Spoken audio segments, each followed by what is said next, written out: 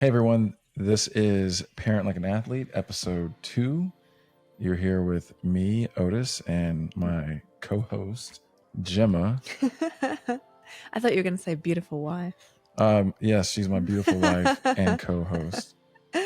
And what we're doing here is reacting to Reddit stories on parenting and hopefully providing some insightful thoughts, something that's going to help you guys, maybe not necessarily parent to the best of your ability, but maybe give you some ideas, get your juices flowing, and hopefully just have some fun. Yeah, at the very least, maybe we'll give you a laugh.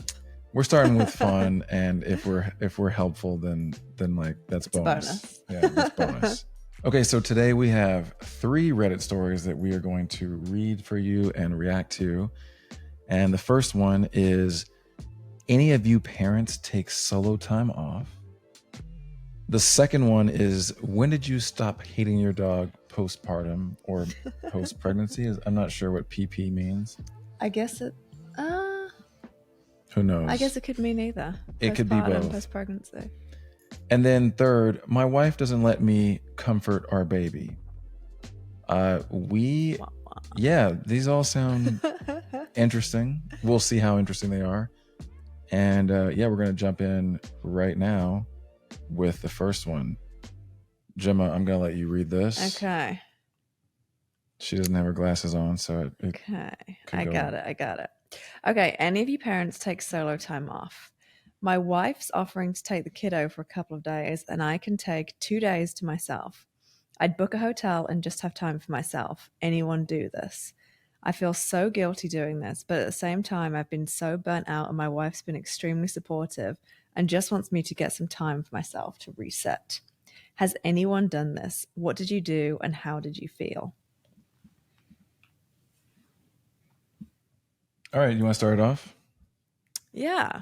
I mean, I think that is super nice of his wife to suggest that. And if she is suggesting it and is genuinely okay with it, then I don't see anything wrong with it. I think it's, probably healthy if a parent is burnt out for them to take a break, to step away for a little bit, to reset, to recharge, so they can come back and give their, full selves to their family and and have that reset. I think that's really great. And he should definitely take her up on that.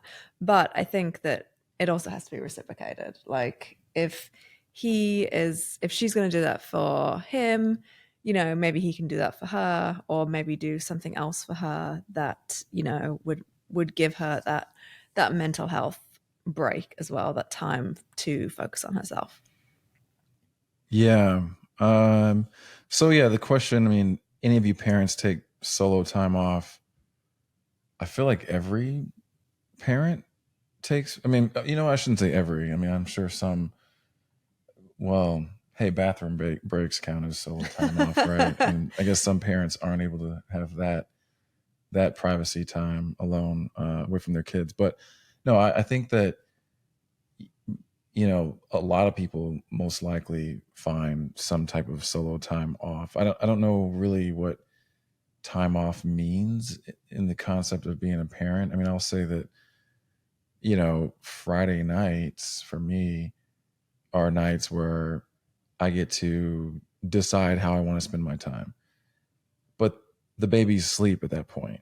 Now, I just got back from San Francisco for a work trip, and it was weird. I mean, it was like, I'm not helping put our child to bed. I'm not around, and I've got this like time to myself. And I went to go see a movie, and it was pretty dope. Like, it was great. I saw Spider-Man Across the Spider-Verse. Highly recommend. and I felt like this is pretty cool. So I mean, for us, I think what we do is, say maybe like on a Friday, you might go to Soho House to the pool with some friends, or maybe Saturday I might say, hey, I want to go see this movie, and maybe it's a scary movie that she wouldn't want to watch anyway. So then I'll go check out a movie like on Saturday afternoon, and it's a little bit easier because it's not like actual work that needs to be done. So, it's just spending time with our son. And, it's not necessarily, we both like to spend time with him on the weekends when we're free from work, but, we're not, it's not necessary that we're both there. So I think in that regard, we'll take some time off. A couple of days, though, it sounds like a lot. Like for this to be a regular kind of deal. Yeah. And I think if you're practicing, um, having regularly, like, you get a few hours here, I get a few hours here, you probably don't need a couple of days off, unless it's like something like, you were going to go to this conference in San Francisco. And I also think that I think as a one off, it actually has like it can be really beneficial. I mean, I think for me, I was probably a little bit nervous about you going, but I really wanted you to go at the same time. Like I really wanted you to feel like you could go and leave and, do something that was going to fulfill you. I was a little nervous. I was like, oh gosh, like what if he has a meltdown and I have to deal with Not it me, by the myself? baby. Just so- Just to clarify, not you. Um, but it was actually really great. Like it was actually, it gave me a lot of confidence. And it was really great spending that time with him. But, I was also very grateful when you came back, because I was exhausted. sure, sure. Yeah, I'm just gonna jump into these comments real quick. So I have taken entire vacations by myself without my kids while they stayed with their dad. And then someone else wrote, "Wow, where did you go? How was that like?" Okay, for sure. I've actually seen this throughout some of the other Reddit posts where parents will go on solo vacations. That's a little weird. Yeah. That's a little weird. I don't know how I'd feel about that if you were like, I'm going on a week's vacation. Like, Yeah, that's. yeah. That's super weird. But people do that. So if you're one of those weirdos doing it, hey, go for it if it works for you. Who are we to judge? I mean, we are judging, but like so does everyone else. So We're just doing it publicly. at the end of the day, you do you, boo boo. Okay, so that was a good start, right? Yeah. Yeah. So, in conclusion, I think solo time is good, but I think you can do it little and often. So you don't. I think, like, yeah, if you need like a week off from your family, like that's maybe a little alarming, but Yeah, and then I guess for me to conclude it, I would say I want to know how old these people's kids are, or kid is. It I get the impression that it's a little early for this guy to be burnout. And so the questions that I have around him being burnout are like, well, why are you burnout exactly? I mean, I feel like I need more detail just because I think there are aspects of parenting that can definitely like get you tired, exhausted, or whatever.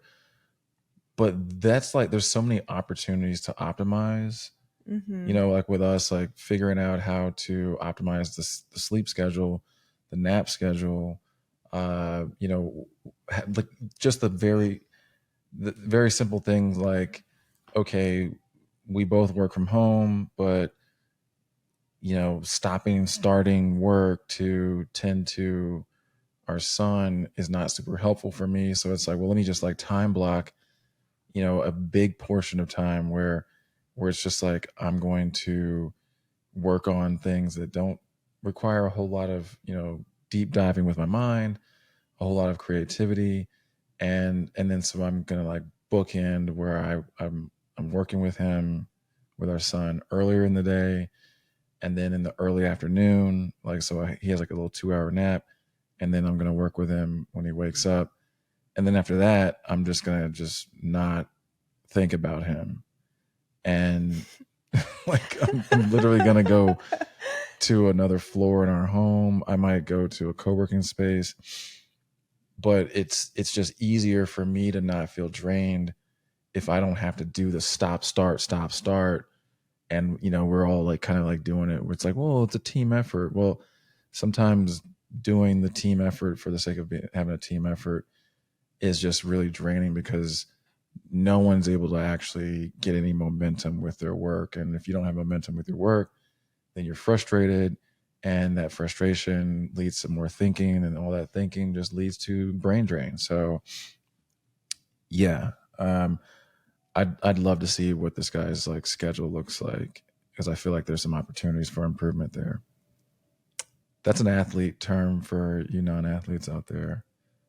Although I feel Wait, like what's an athlete term? opportunities for improvement. Oh, it sounds like my report card at school. Yeah, we used to get these things called, like, we called them OFIs, opportunities for improvement. And anytime someone did something wrong, say you missed your assignment, you were late, you got in trouble in class or whatever, uh, you'd get assigned an OFI. And after practice, so you're already tired after practice, the coach would basically take you through conditioning drills. So like you're running up and down the field, then you're doing bear crawls up and down the field, Oh and then man, you're doing like crab walks up and down the field. And it's that sounds awful. really fun to watch your friends have to go through OFIs. Not fun when you're doing it yourself. Okay, so that was fun. All right, Yeah. real quick, we have to let you know that this is a channel on YouTube you're watching, and we would love it if you would like this video, subscribe to our channel. I will say that subscribing doesn't matter that much. I mean, if you like this video, YouTube knows it, and they're going to send you more of our stuff. But if you subscribe, it'll just make us feel good. It's like, Yeah, we'll feel warm and fuzzy inside. yeah, it's like we know someone out there loves us. Or even just likes us. Right. Someone loves us besides people in this house. Um no, we're not desperate for your love. But hey, if you want to share it, a great way to We'll do take it it. is to subscribe. Okay, so for our next Reddit story, this one is a good one. When did you stop hating your dog, PP? And here goes the story. I can't stand my dog. She's the sweetest dog ever. She'll be the perfect dog for a child, but I can't stand her since giving birth. I don't feel that way about my other dog and cat. She's always been kind of stupid. She was impossible to potty train, destroyed everything in sight until about age 3. I've had dogs all my life. This dog has made me decide I'll never get another after mine pass. We literally bought a house in an attempt to find a solution to the potty training and anxiety. It worked. We have a tree down and fence down, so they can't use the dog door right now. My other dog is doing fine, but this one will literally wander around outside for 30 minutes and come inside and piss on my floor an hour later. She's constantly under your feet, thinking you might drop a crumb of food. She's just an airhead. I know I won't feel as strongly once the fence goes back up, but I'm 5 months PP and I literally can't stand her. Our relationship has always been rocky, but I've never actually disliked her. When can I expect to stop feeling like this? Okay, so I'm just going to say that I don't blame this woman for feeling the way she feels. I think that uh, it is a lot of work trying to deal with a newborn, raise a newborn, feed a newborn, understand what's going on with the newborn. And, you know, having dogs, look, it's definitely her responsibility. She got the dogs, whatever. Um, but people change, people grow. And when circumstances as significant as having a kid enter into the space, then you start looking for opportunities to make room for yourself to have some time, like outside of this whole job of walking a dog, cleaning up its messes, you know, taking it to get the like it to the groomer. I mean, like the actual job of taking a dog to a groomer when you have a newborn, it's like Mission Impossible. Yeah. It's a whole nother thing. Like you like whatever little sliver of time you have during the day that's free now goes to some dog task that is like that's not going to help you get more sleep, not going to help you get your work done. It's just it just needs to get done. And don't dare hire someone to come by the house because they're going to mark that up like 50%, 100%, right? Pandemic times, it was pretty crazy. So yeah, so I don't, and I don't, so I guess the question is, when did you stop hating your dog? I never start. So we have, I'll let you, yeah. We had two dogs, and we do not have them anymore since having a child because, I mean, kind of for everything that you just outlined. I mean, it is those days of the newborn are crazy. They were my dogs from a previous relationship, and it just got to the point where like we did not have time to take care of them. Like, and I think like I can totally relate to this woman because when you're in those first few months, you know, you're breastfeeding, you're pumping, you're trying to sleep, you're trying to, you know, every few days it might be nice to take a shower. Like every spare, you know, 5 to 10 minutes of time to yourself is really precious. And when you have dogs and like you need to feed them and take them out, and with our dogs, they, you know, one of them had a lot of medication that he had to take constantly, and it was nonstop, and something had to give, and it was the dogs that went. And I feel really good about our decision. You know, I don't regret it. It was a very hard decision to make, but I think for our family, it was the best decision. So the question as to when am I going to stop feeling like this, you might never stop feeling like that, and that's okay. And it might just be the best thing to do to find the dog a new home. Hopefully it's a really cute dog because it's not that easy to rehome dogs. It's not. It's not. But we had some super cute ones. And we had a great dog walker that actually we worked on her over several months, and she took the dogs, and it worked out really well for everyone. She's very happy. She loves them. She loves them. And why wouldn't she? Yeah, They're great they're dogs. great dogs. They're great. They're great dogs. If you have nothing else to do other than just follow them around. Take When I care say of them, I mean the I mean one of them. The other one, he didn't even want to see you. It was great. Didn't want to see you. Let me out like once, maybe twice a day. Yeah, one of them had. Don't really care. Yeah, yeah. Miss you, Wally. Anyway, the other one. Oh, He snapped at my baby. You know, that's. Did we mention that? We didn't mention. He was violent towards children. Yeah, that was he was. Yeah, he was not going to mesh well with our baby. So the people out there who were like watching this and like, you guys are horrible. He snapped at my baby and he snapped at her niece. Like, I mean, our baby. I mean, yes, he snapped at our baby, and also and her niece. Yeah, like I guess technically it's your niece too. Yeah, yes, that's true. Her sister's daughter. Yes, and so he had to go. Yeah, that was a problem. Anyway, well, I almost said R.I.P., but he's alive. He's alive. He's alive. He's alive. Okay. All right. So here we go, y'all. This is our last question. I'm gonna let Gemma read it. Okay. Here we go. Oh, okay. This is a good one. My wife doesn't let me comfort our baby. My wife says she is our 1-year-old baby boy's safe place / person, So when he gets hurt by crawling to a table, or he twists his fingers while turning, tossing, or crawling, and my instincts tell me I must comfort him, I don't know, kiss him, show him he's okay, carry him, hug him, maybe sing to him, let him know he is safe and cared for, I quickly do it like anyone should do. But my wife takes him from me, stating that she is a safe place person. I give the baby to her, but by doing so, I feel sad, lonely, deprived, and angry at her. I'm afraid that my baby learns can count that he can only count on his mother, and I am not reliable, damaging our bond. Wow, okay, this person needs to.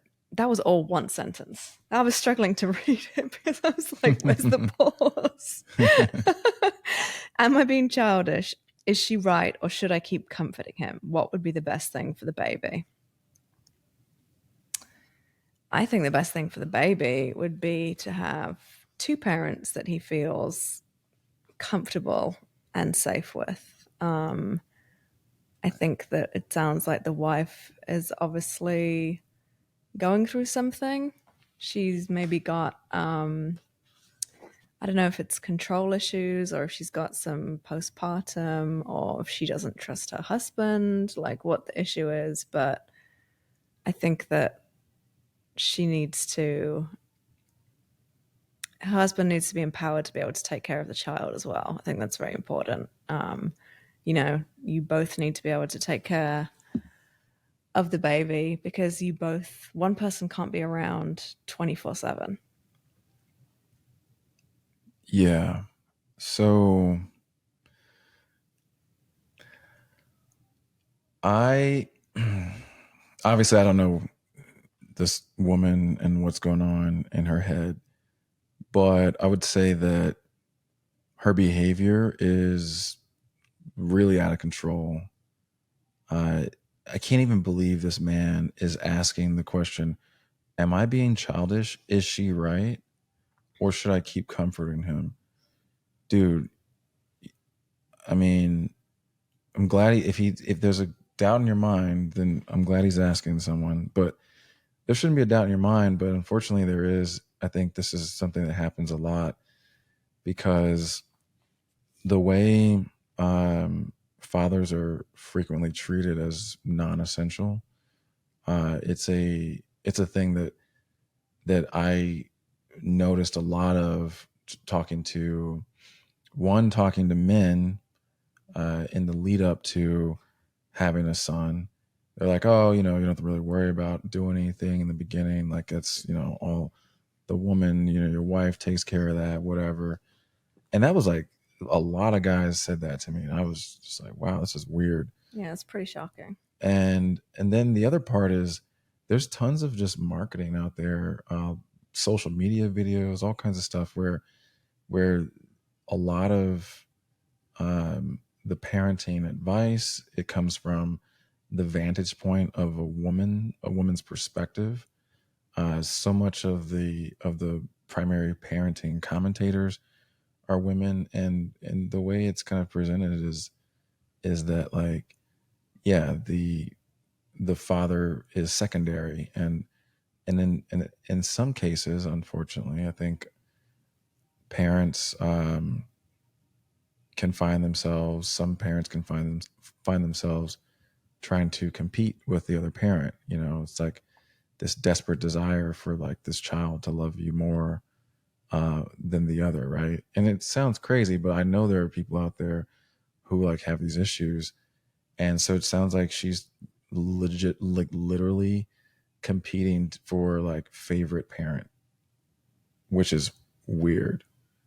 And yeah, so I don't know. Yeah, and I think I mean, to your point about there there are unfortunately a lot of dads who have that attitude of, oh, it's all the mom for the first couple of years. Like I'll come in when like, all the hard stuff is out the way. And I think it's great that this guy obviously is going against that and his instinct is to be there for his kid, to be a part of his kid's life from the get-go. And I think that that should be applauded and encouraged. And any woman that is rejecting that, like, what is going on, girl? Like, you want all the help that you can get. Like, I mean, I have a lot of friends who would be ecstatic about that, and wish that their partners would do more and be more involved. And I think that that's probably pretty common. And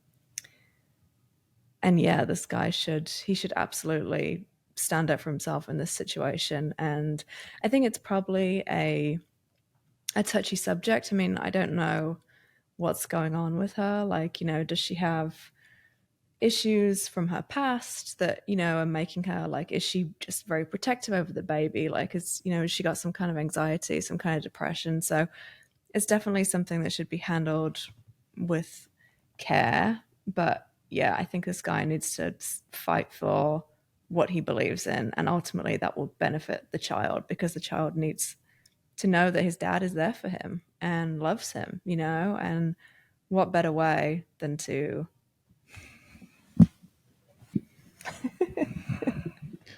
All right, we had some technical difficulties back there.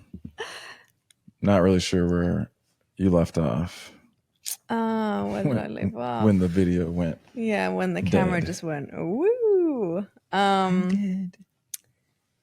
Yeah, I was just saying, like, I think this guy needs to stick to his guns, to follow his instincts, to be there for his kid. And I think a lot of women would really appreciate that. And there's obviously something going on with his wife on a deeper level where she is not allowing him to be there for the kid. So I think that needs to be explored and handled probably with a little bit of care. But ultimately, he definitely needs to push for being able to share the responsibility of his child. I mean, he's the child's father, so yeah.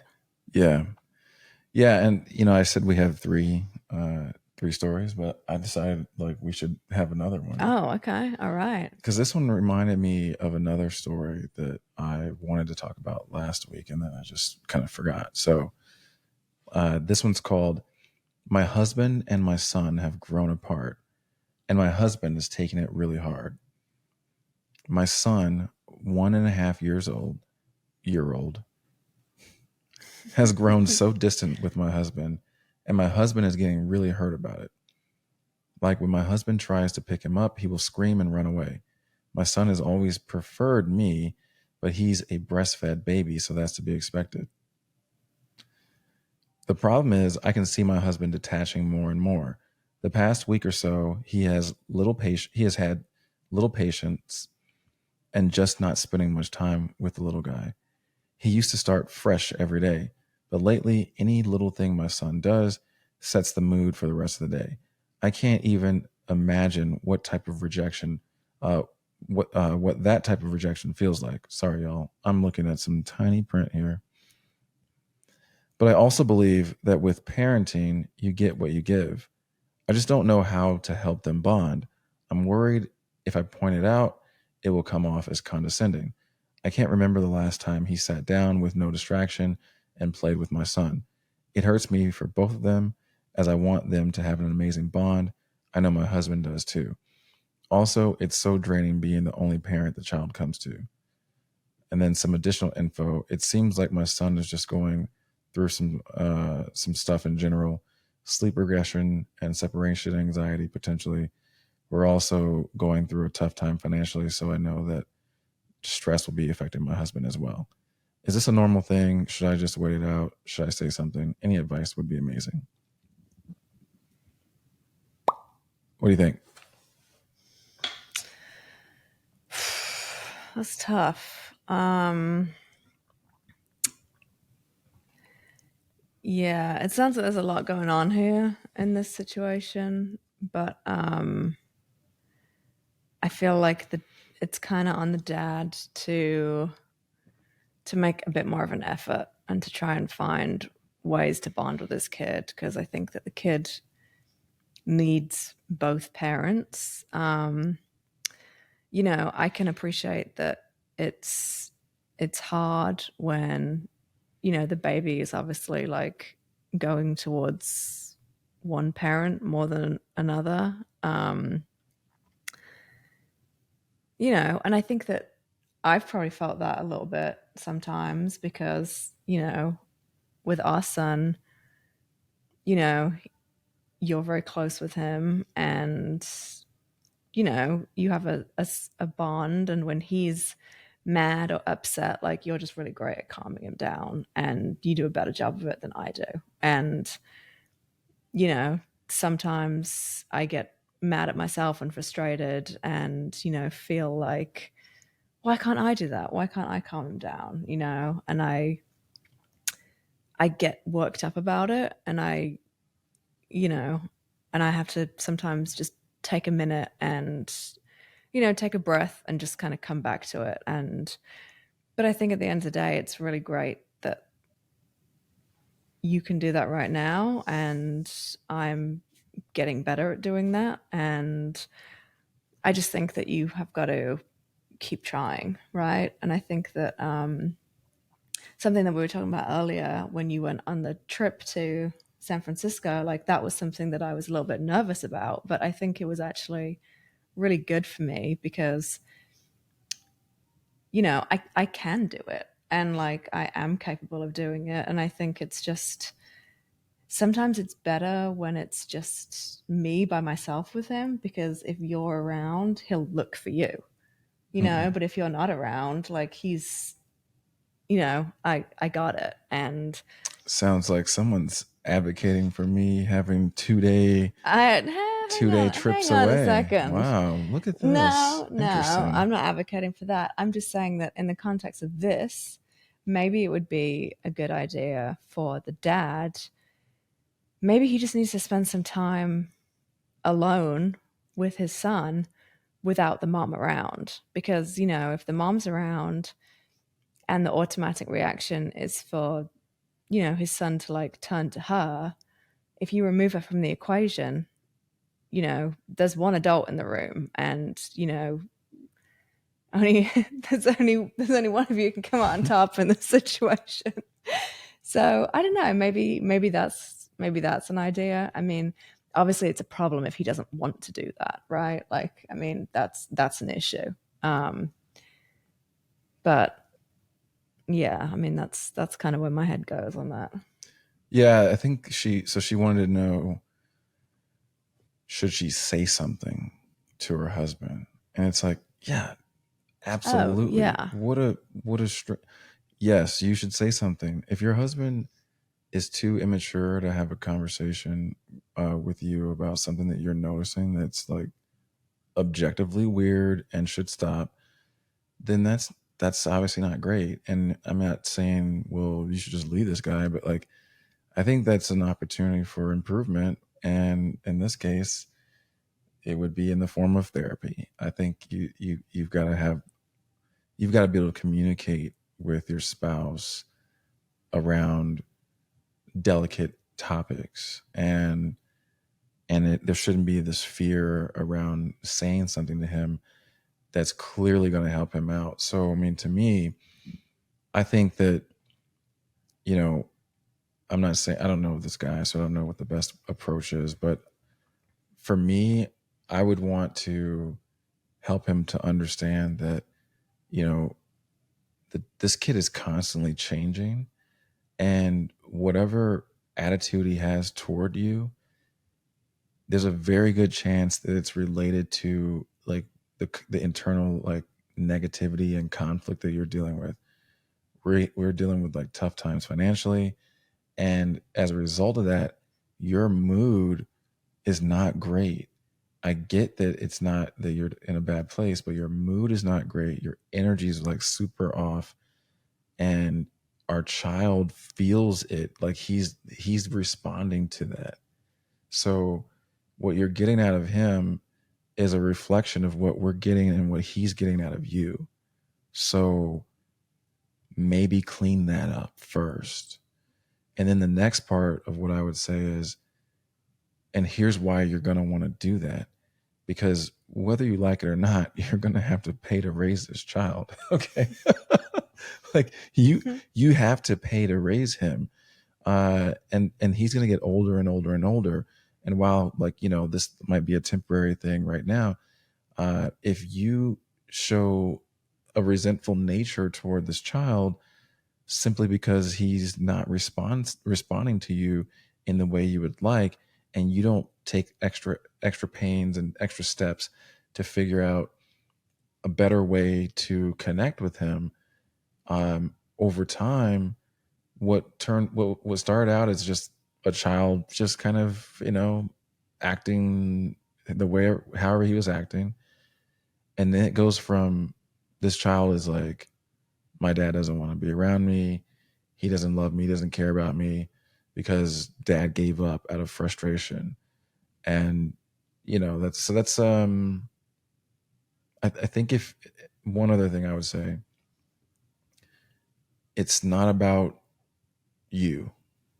Like, I mean, as a dad, your job is to build the minds of your kids, and then build defenses for their minds, right? Like, help them to be in a place where they've got a strong mind, strong offensive mind, and a strong defensive mind.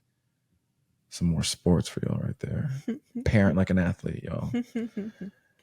Strong defense, strong offense. And you know what? Like, there are going to be times where your child's going to do something you really don't like, but when it's a 1.5, he's just too young for it to even matter. It's like, you're going to get offended by that. Like, I shudder to think how this guy responds to some negative criticism at work.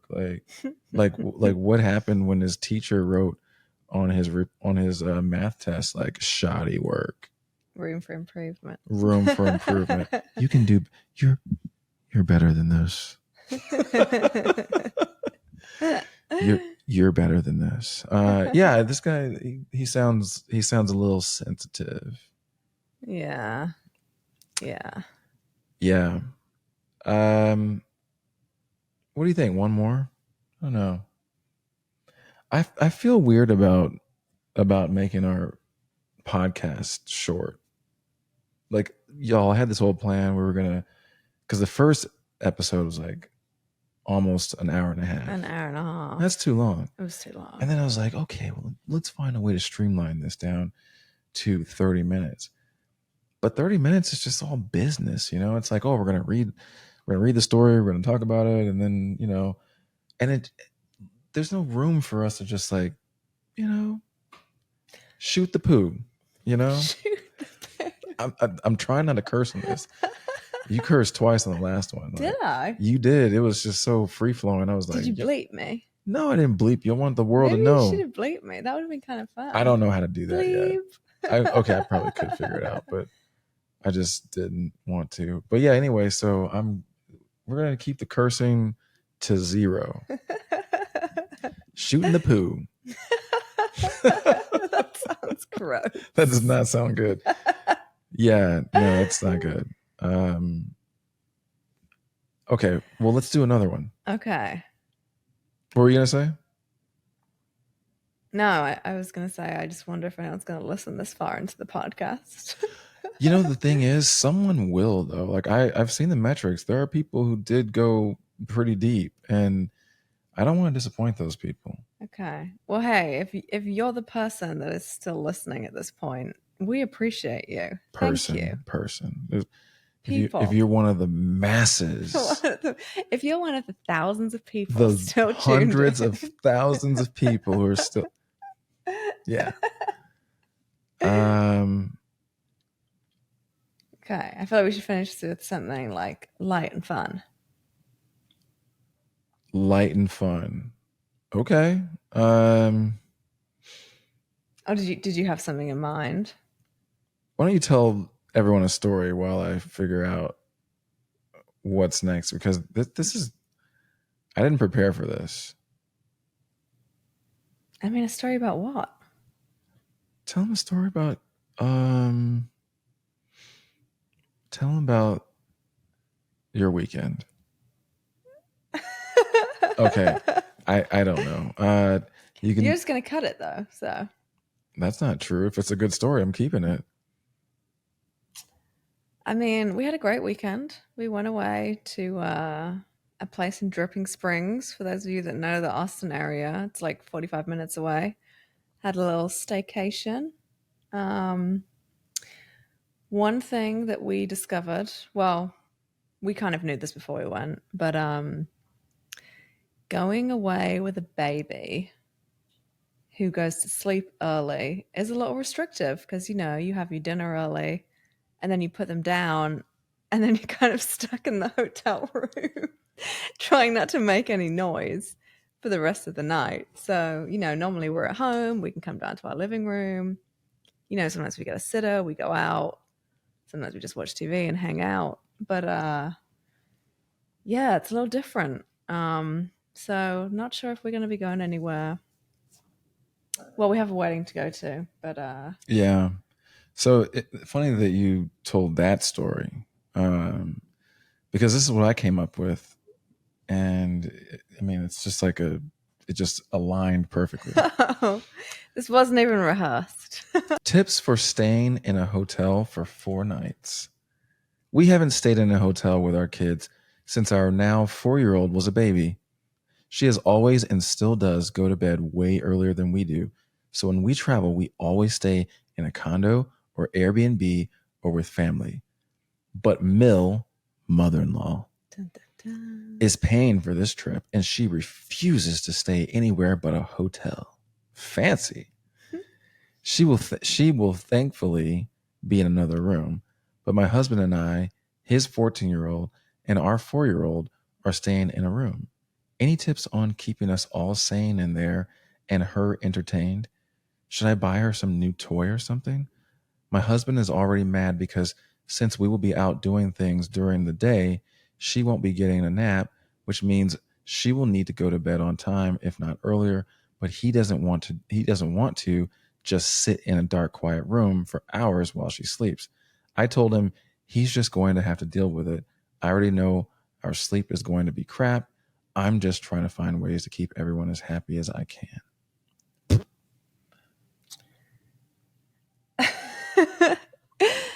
Okay, I have a few thoughts on this. Yeah.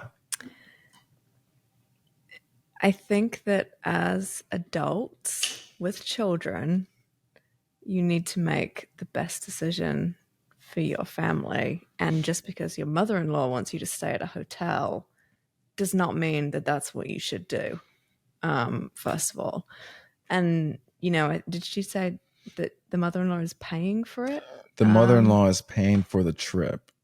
Yes. I mean, I think, first of all, it needs to be a conversation with the mother-in-law that says, thank you so much for paying for the trip. Unfortunately, staying in a hotel is going to be really difficult for us because, we have a 4-year-old who needs to go to bed early. And if she goes to bed early, we all have to go to bed early. Otherwise, I mean, one, we can't leave her in the hotel room by herself. And two, if we come in and out of the hotel room anyway, we're going to wake her up. So it just doesn't work. Is there a compromise? Could we stay at a condo and then maybe in the evenings y'all could come over? I mean, there's ways around this, right? And it seems kind of crazy. Also, the husband saying that we're going to be out all day and she can't take a nap. I mean, there's ways, coming back to the hotel room for 90 minutes, 2 hours, like only one of them has to come. I mean, I get that it might be inconvenient, but if it's going to be less tantrums or a better night's sleep, it's probably worth it, right? Like, also, like, if y'all go out for like a big brunch or something, you might want to come back and have a nap anyway, or you might need a break from this mother-in-law, just to hang out in the room for a bit. Yeah. Yeah. All right. So, as you mentioned, we had our little trip, and we ran into this issue. It was like, should we climb out of the bedroom window? How do we do this? We just stayed in the room and just to sit on the front porch, not to leave him. To sit on the front porch. Yeah, we're not those kinds of parents. Hey, any of y'all wondering if you can check into a hotel and leave your baby sleeping there with the monitor while you're like hanging out somewhere else in the hotel, in the restaurant. You can't. It's illegal. You can't do it. Trust me. Not that because I found out or anything. Not because we got It's arrested or anything. I read an article about some famous person who did it and they got arrested, and it was like, well, of course that's illegal. Who was it? I don't remember because I'm not really into that, celebrity stuff. It was just something that caught my eye because it was like a legal thing, and I was like, oh, okay, yeah. I'm a lawyer, so I I get excited about law stuff. About people breaking the law. Yeah. Yeah. So what you said about, hey, mother-in-law's paying for the trip, just pay for the trip yourself. Or, the husband's the one that's the most upset about all this. Like, just talk to hey, dude, just talk to your mom and tell her, what your problem is. I mean, she's clearly like a very nice person that she's offering to pay for your trip. I mean, this doesn't sound like the most unreasonable person on earth. I think there's a way to work this out. Also, well, unless she's doing it to assert control. well, I mean, great way to assert control is to come off as like a superstar grandma who makes it easy for 14-year-old grandson to get out and hang out with her a little bit, after the 4-year-old goes to bed at 6:30. Um,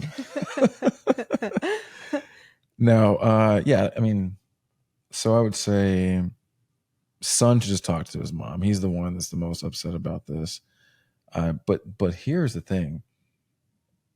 I looked at this earlier and I was like, I need to read the comments because I need some tips. We failed mostly because we were just stuck in the room and we just didn't do it right. And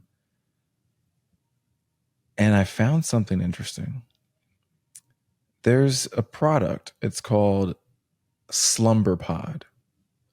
We are not getting paid to say Slumber Pod.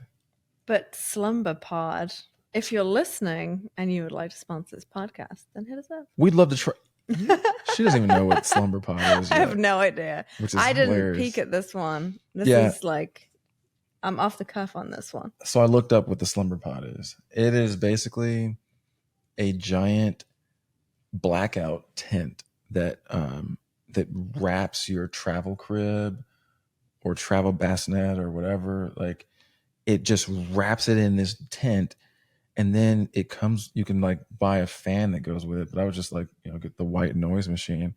You surround it with white noise, and then people can kind of like move around and about. You can have the lights on.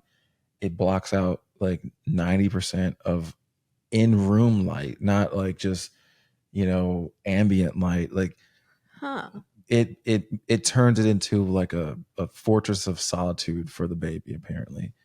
And Moms on Call recommends this. Like, so it's legit. I mean, I haven't tried it, but you still would have to be like, if you were in a hotel room though, you'd still be in the room. You'd still be in the room, but I guess what I'm saying is last night we couldn't even, so this place we were staying at, we couldn't even go into the living space and just grab something out of the refrigerator. Like we left things in the living room space where he was sleeping in the living where room. he was sleeping. And so we were just kind of like stuck in our rooms. Like, we couldn't. I mean, I guess it's a better situation than if you literally just had one room, like a hotel room. Like, at least we had a separate kitchen, living where he was. But this Slumber Pod is designed to like help you use that one hotel room. I don't know what hotel rooms have enough room for that. That was my next question. It sounds pretty big. Yeah, so maybe if you're at the, you know what? I'm going to stop. I was about to say something. You know what? Best Western's fine. I've stayed at some nice Best. I was going to say something not nice about Best Western. But maybe if you're at like a, it's great. What is that? Ramada Inn? No, I was going to say the motel, like a motel, like Motel 6. Motel 6, yeah. Yeah. Like you see on the side of the highway. Yeah, I mean, yeah. I don't know if Motel 6 would accommodate a slumber pod. But, you know, if you're at like the St. Regis, like, you know, maybe. I don't know what that is. It sounds like something fancy, I It's guess. very fancy. I Oh mean, Lord. I've Oh, never stayed there, but, you know. just dropping names of places that she's never been, like she's been. I mean, you know, we don't know what this mother-in-law could be like, you know, millionaire mother-in-law. It's possible. Very possible. Okay, y'all. So we're doing one more bonus, One for good luck. one last story, And then we'll leave you alone. and then you're gonna leave us alone. Okay, here it is. Oh, did you want to read it or? Go for it. I'm gonna read it. Okay.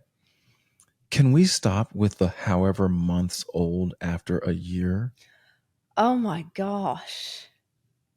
Oh my Someone gosh. is amped about this already. Why do parents do this? I have a 2.5-old, and it's kind of annoying when asking parents. This person is just really bothering me with their grammar.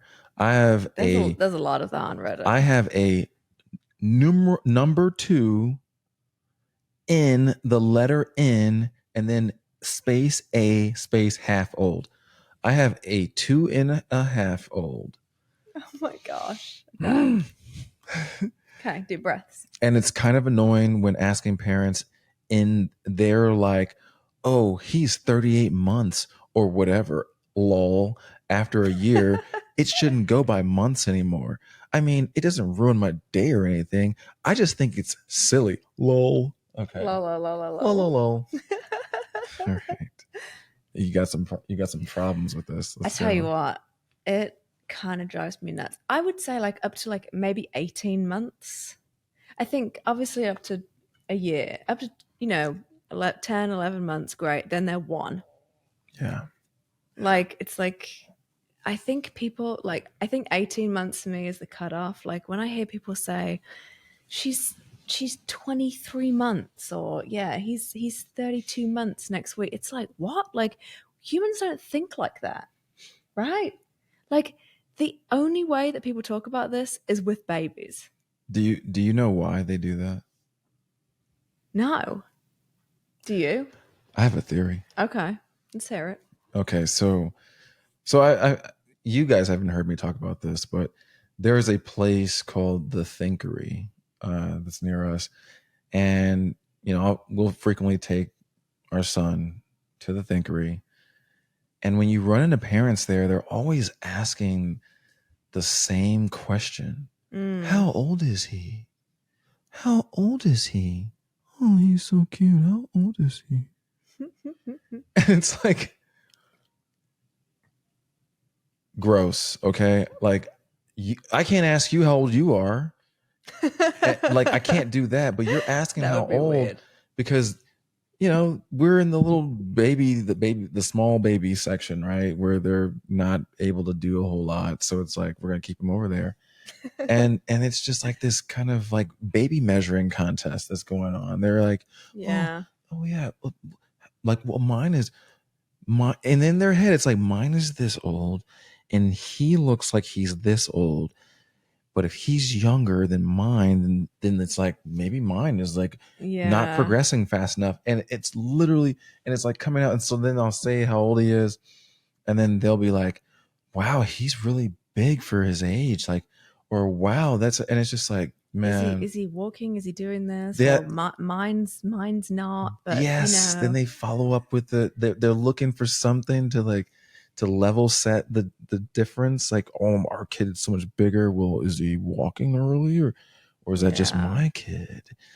And it's just like, yo, this has got to stop. So, I mean, I haven't had anyone tell me that they have a 23-month-old baby. So I haven't actually heard this, but I don't necessarily like talking in months. Yeah, after one, and in it, but you know what? The thing is, I know why people are doing it, and sometimes I like to have a little fun with it. Sometimes I want to say he's like 2 months younger than like a number that's that's 2 less than his actual age. Like, just to mess with people. Yeah, just to be like, oh wow, that baby's so big and he's walking around. How old is he? He's 9 months. This child's 13. No, yeah, 9 months. What? That's crazy. Yeah, we should probably. I think that would ruin someone's day. That's not a nice thing. We should not do that. That would literally ruin one of these people's days, because that's what's going on in their heads. It's so it's a so comparison obvious. thing. Yeah. Yeah. But yeah, I do. It really annoys me with older babies to talk in months. It's like, imagine if you had to, if you answered that question for yourself in months. Like, how many months old are you? Oh, I don't want to do math in my head. Yeah. I don't want to spell in my head or do math in my head. Yeah. I don't want to work out how many months old I am.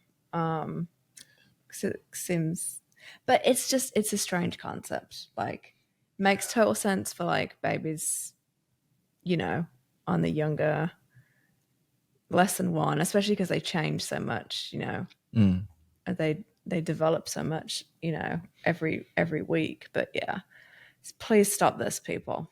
Please stop. Stop it. Stop it. Stop it. Stop it. Stop it. And stop asking if someone has a name for their baby. Yes. Stop that. Yes. Stop it. What percentage? I mean, I thought we were done, but like, what percentage of we are done? We are done. But what percentage of the people out there who are expecting actually disclose the name of the baby, like just willingly before they know? Like, there is people that do that. But no, but like, what percentage? Like, are you like, is it 10%? Is it 20%? Are we talking like 45%? Is half the population like just, I would say, just waiting like with bated breath, like, because a lot of people have like baby showers with like baby so and so. I mean, we know people that literally find out they're pregnant and are posting as soon as they find out the sex at 9 weeks. They're posting like baby so and so, baby Billy. They're getting the name, baby Bob Thornton, the named onesies, and everything is like Billy this, Billy that. And it's like, what if you change your mind? Like, do you not want the prerogative to change your mind? And I guess you could still change your mind, but like, you're committed if you're telling people. Yeah. Oh, you think? I think so. I don't know. I mean, the only way you wouldn't be committed is if like, one parent just went rogue and was like, or what about if you got a lot of feedback on the name? Everyone like, hey, Billy, like, don't call your kid Billy. Like, Billy sucks, and it like go in your head. For the record, we like the name Billy. Rex, on the other hand, no, I'm joking. I'm joking. If you're a Rex, we love Rex Chapman. So, well, I do. I don't know who that is. Anyway, he played basketball for the Kentucky Wildcats and the Phoenix Suns. Okay. Yeah, he's the real deal. A champion, in fact. Okay. Anyway, yeah, we were on that note. We were wrapping it up. We were wrapping it up, and then we got I don't know how we even started rambling about this, but you know what? This is a great opportunity to remind you to like this video and subscribe and share it with your friends and comment. Drop some comments. Please comment. We don't know. We should have said this earlier because most people are gone. Yeah. But the true ones, the ones that are truly here to have fun with us. A ride or dies. And ride or dies. Drop some comments because, we don't know like nearly as much as we'd like to know. Like, yeah. We know nothing. We know like the same. I feel like we know like the similar percentage of like what other people know. And so we're just trying to like put our little bit that we know and link it up like Lego blocks with the little bit that and we can just like crowdsource this. We can crowdsource parenting like an athlete. I mean, you guys can even join us on some episodes. Yeah. We can do a live show. Yeah. If you're watching this right now and you want to be a part of the show and you want to be on a live show, hit us up. Did you hear baby cry? Yo, I think we woke the baby. I think we woke the baby. He'll go back to sleep. But we probably shouldn't be talking so loud. Yeah. Okay, well. Okay. Well, it seems like a good time to wrap it up. Yeah. So, yeah. Thanks for your support. We appreciate you. Oh, he is really mad. He's like, will y'all pipe down already? Oh, boy. Okay, y'all. Later. Ciao for now.